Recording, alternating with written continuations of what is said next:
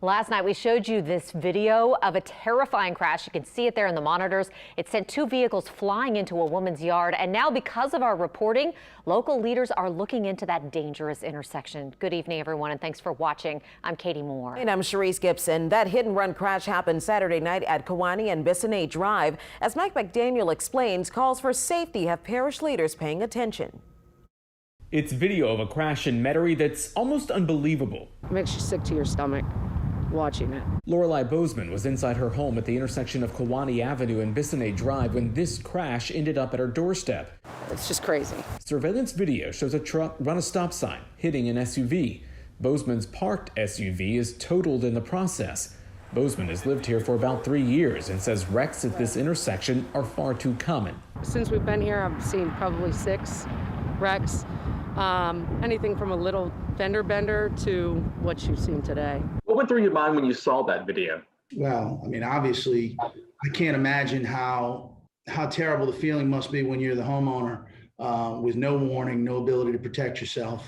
Jefferson Parish Councilman Dominic Impastato represents District 4, where that intersection is. He says there are no records of complaints about it, but after seeing what happened, the parish is open to making some changes. One complaint is enough. One incident is enough. If the appropriate safety measures are that we need to change the traffic control, I can assure you we'll change it. What that change may look like is unknown right now. That's a process Impastato says takes time to figure out and comes down to drivers obeying the law. The traffic control devices used are only good as the public adhering to those devices. In this crash, the driver of the truck clearly runs a stop sign and then walks away. The woman he hit was trapped inside her SUV, rescued by first responders and taken to the hospital.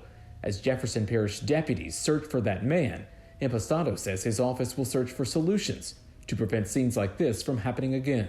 The commitment of Jefferson Parish government is to make sure whatever changes we can make to prevent people from getting hurt in the future will be done. Mike McDaniel, Eyewitness News. And again, deputies have not arrested the man you saw there who caused the accident and just walked away from the scene.